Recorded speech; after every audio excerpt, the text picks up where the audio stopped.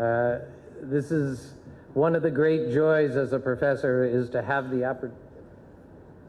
opportunity to see your students flourish around the world, and I'm delighted to have the honor of being introduced by Bharat. So what we're going to do over the next 30 or 40 minutes is try to give you a sense of what's in the book. Those of you who have seen it recognize it's a sort of a slim, modest size volume of 972 pages. I often say you should buy it either for its contents or you're looking for a good doorstop or a lethal weapon. But if you haven't had yet a chance to digest all of it, my colleague Professor Khanna and I are going to try to give you a flavor of what it is that we've found. And so let me start here. As to why it is, I'll start here as soon as I turn the clicker on. There we go. There we go. Let me just kind of start with a little background about why it is that we came to study this topic.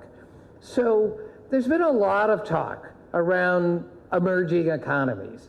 And one of the things we began with is what makes an economy emerge. So if we take the BRIC countries, which were the first acronym that we had, Brazil, Russia, India, and China, South Africa being added thereafter, there's no question that these countries have achieved unprecedented growth since the 1990s. And a key factor in why they've achieved this growth is that each of them, in their own way, have opened up their markets more or less to the global economy, something we call in the book the global shift, meaning a shift towards globalization. And that happened at various times in various ways. In Brazil, it was the movement from military to civilian government. In South Africa, it was the movement from the apartheid government to a democratic government. In China, it's the gradual set of reforms under Deng Xiaoping. And of course, here in India, it was the liberalization of the economy in 1991. And that global shift has in turn produced two big things. One is a kind of privatization of state-owned assets, and the second is a big increase in foreign direct investment. Those two things, in turn, have produced a demand for new law that didn't exist before. Suddenly you need a competition law. You need a new corporate law. You need securities law. You need trade law. Things that when you had a relatively closed economy, you didn't need. And pretty soon, when you have a bunch of new laws, you realize you need a new kind of lawyer. A lawyer that can operate in these new, what we call corporate areas, for new corporate clients, either foreign or domestic.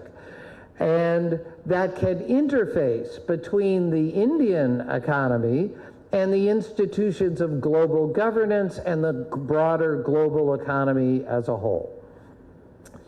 This has produced, not just here in India, but in all of the emerging economies that we study, what we call a new corporate sector or corporate hemisphere of the bar.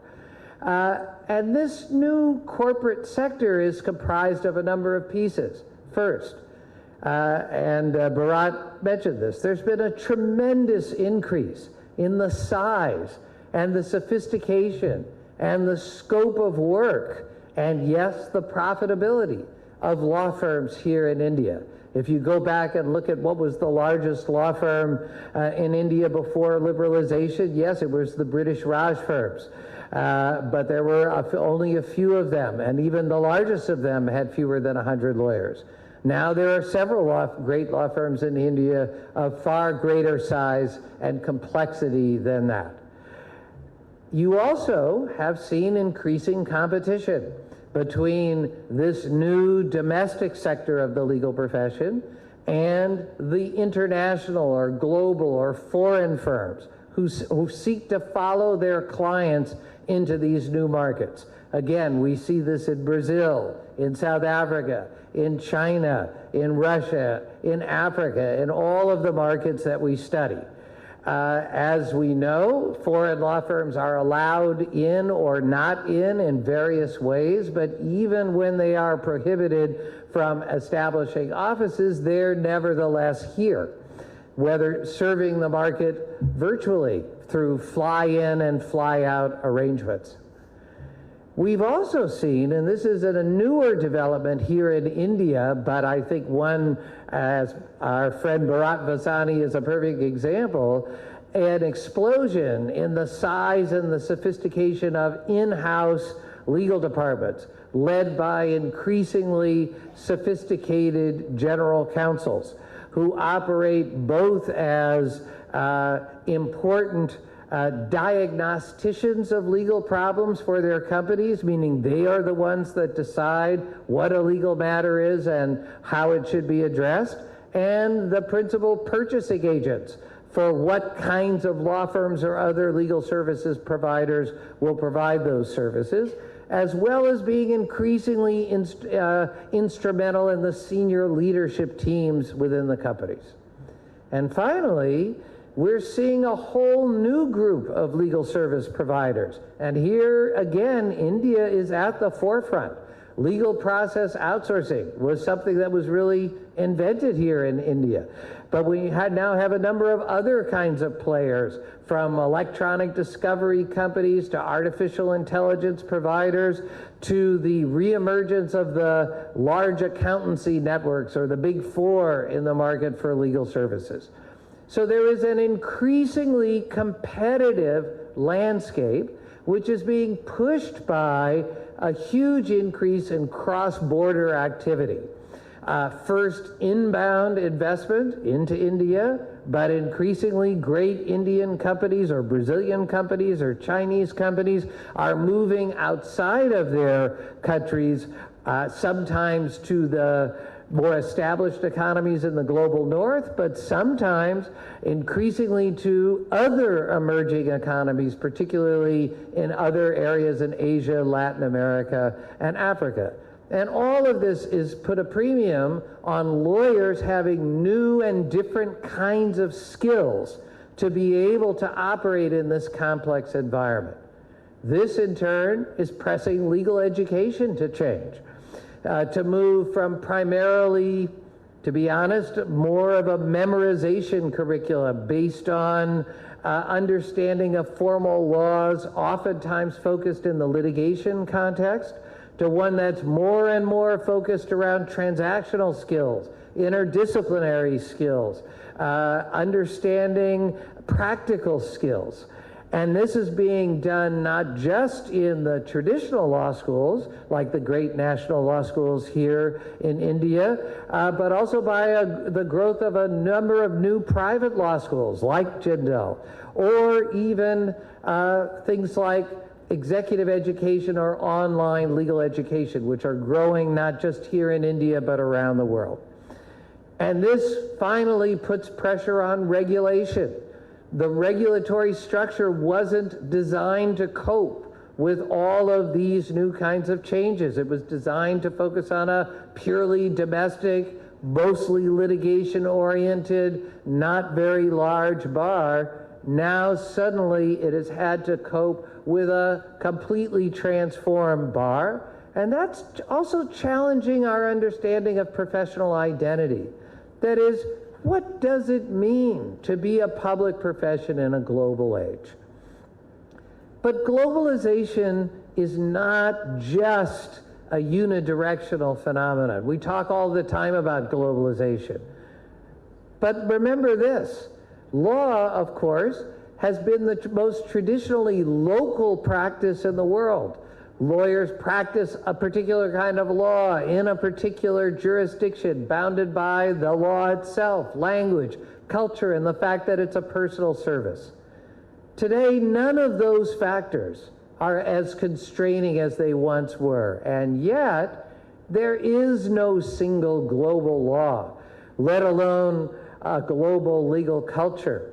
And here in India, it's particularly evident to me every time I try to get around without my friend Vikram Khanna. There is no global language either, even though you are willing to speak with me in English.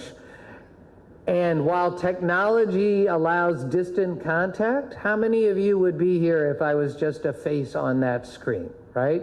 That it still matters, which is why I've now been to India many times, and I hope to come many more if you'll continue to have me. The result is we have a complex mixture of the global and the local put together, which is why that funny word globalization, it's just global and local kind of smushed together. That's the environment that we're talking about here.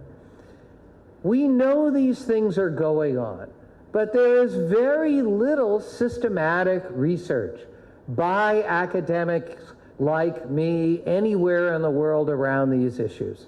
That's why we created this project, which we call Globalization, Lawyers, and Emerging Economies, or GLEE, as we like to call it for short. Some of the younger people will know that's a popular TV show in the United States about a singing organization. I don't sing and I don't wear a tracksuit, but I do study how globalization is impacting the market for legal services in important places like India, like Brazil, like China.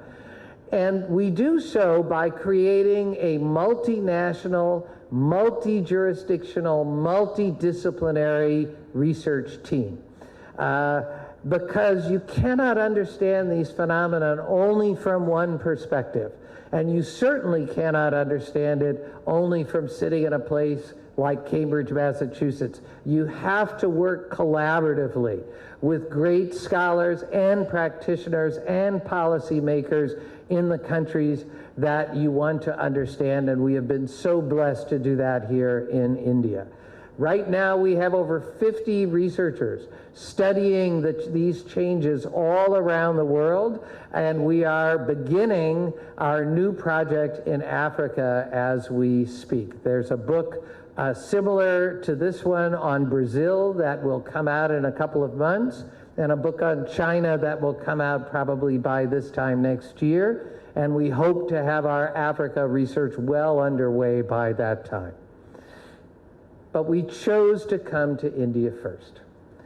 I thought in 2011, when we began this project, that India was the most important, least well understood country of the world. And it's ironic because in the United States we do share at least most of a common language, although every day I find out you have better words than we do for many of the things that we talk about.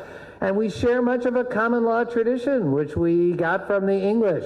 And then we were both had the good fortune to tell the English that they could go back to England. But the fact of the matter is, we haven't had enough engagement over the years, and that's why we wanted to start here. This book is a result of that collaboration and that work over the last 6 years. And we are very proud of the team that put it together. There's a colloquium later on tomorrow where we'll talk more in depth about the chapters in the book. But I'd like, just for the moment, all of the authors of the book who are with us today to stand up so that we can recognize them, please.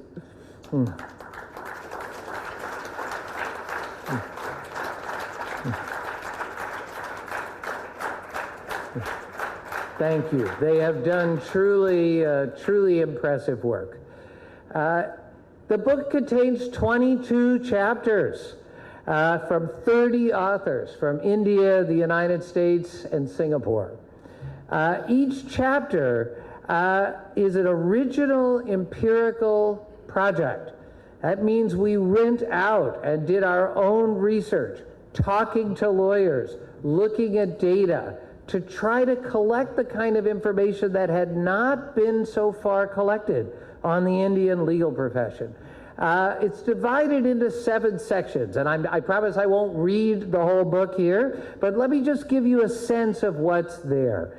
At first, we try to set the stage by talking about how globalization is reshaping the legal profession, as I just did here, and also talking about India and its unique context and why India is such an important site to discuss globalization. We then talk about what we call the corporate core, which are the new large law firms, in-house legal departments, and the new work of cross-border M&A that is so much a part, as Bharat just said, of what lawyers do.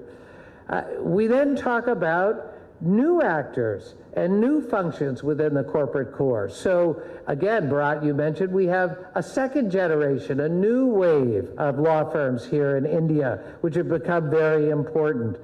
But we also have a new kind of lawyer entering the profession, women. Women constitute an ever increasingly large share of the Indian legal profession and frankly the legal profession around the world. And we have a chapter to talk about gender issues in the profession.